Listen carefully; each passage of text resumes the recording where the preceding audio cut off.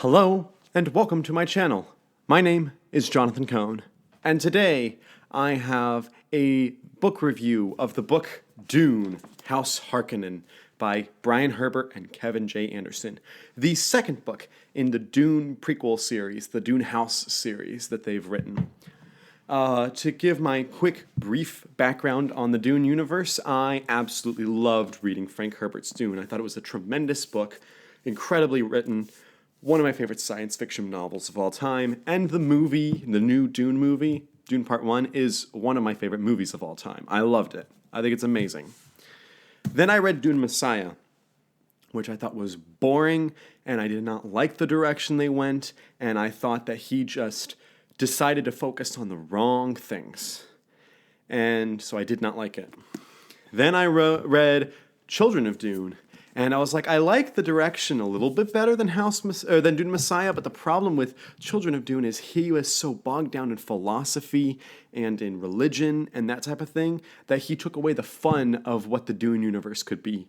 And so people said it gets even weirder and more philosophical in books 4, 5, and 6. So I decided, you know what, I'm going to stop reading the Frank Herbert iteration because I don't want to sour too much on it.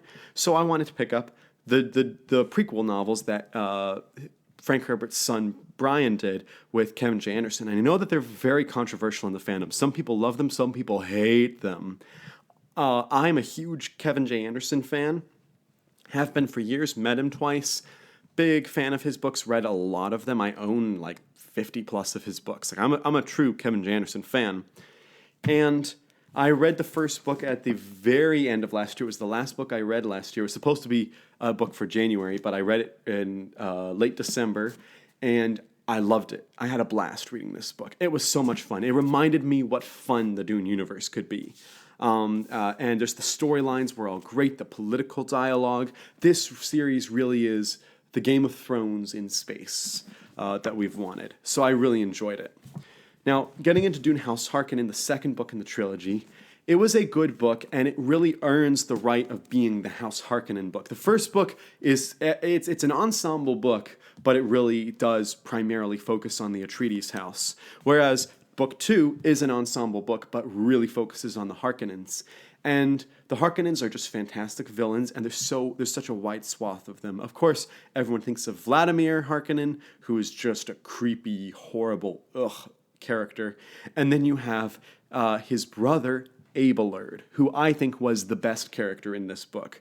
Abelard was just fascinating. His moral compass was interesting. The way that he thinks differently than his brother, how his brother has these grand ideas and Abelard just cares about his family.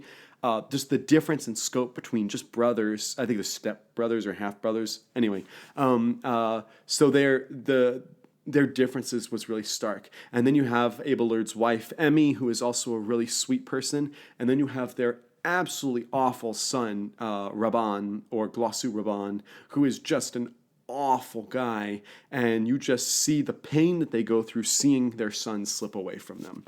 And so I did like that side of it.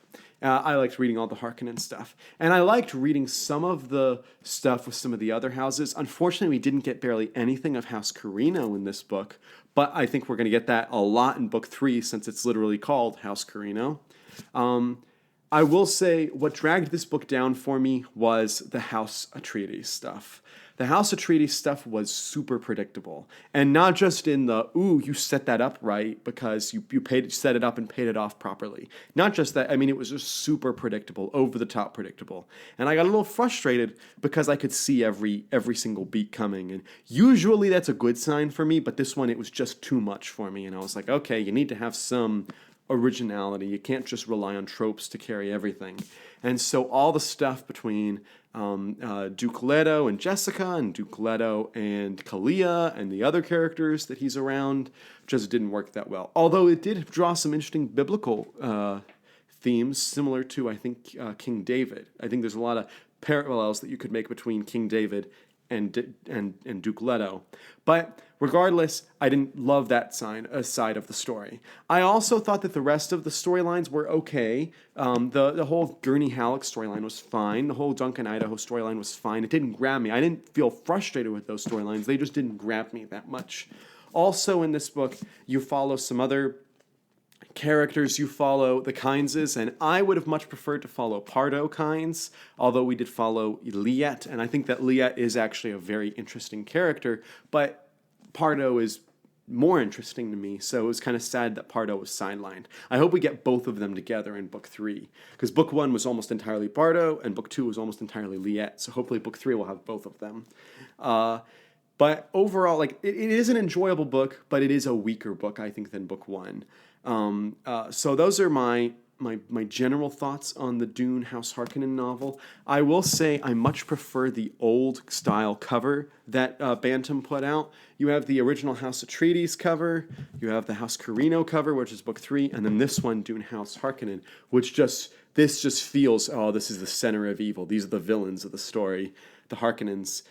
This feels like Getty Prime. Like it's a bit different in design than what you would see in like the Dune movie, but I could see this totally being Getty Prime. So I would have preferred that cover art, but I read this one because this is the one I own. This is, by the way, a signed copy that I got from Kevin at DragonCon last year. It was a blast to meet him again and talk with him. And I definitely will keep going with the series. I still have one more book in this trilogy, and then once I'm done with that book, I actually intend to go back and reread the original Dune in preparation for the Dune movie, Dune Part 2, which is my number 2 most anticipated. No, I'll say it's my number 1 most anticipated movie. I was going to say it's either that or Mission Impossible 7, but those are my 2 most anticipated movies, so I'm really excited for it. I do intend to go and read the Sisterhood of Dune trilogy with Sisterhood of Dune, Navigators of Dune, and the Mentats of Dune. I do intend to do that trilogy eventually, but not at the moment. And also, I'm a little bit nervous because the TV show has had such drama behind the scenes that I'm a little nervous it's not going to be quite as good, so I'm a little bit more hesitant. But as I said, I always enjoyed Kevin Andrson. So I give this one a 7 out of 10. For comparison's sake, I gave 8 House Atreides like an 8.5. So still an enjoyable book, but not quite as enjoyable as the previous one. So if you've read Dune House Harkonnen, what were your thoughts? What did you think of all the twists and turns? Leave all those thoughts in the comments section down below. And until next time, I'm Jonathan, and thank you for watching.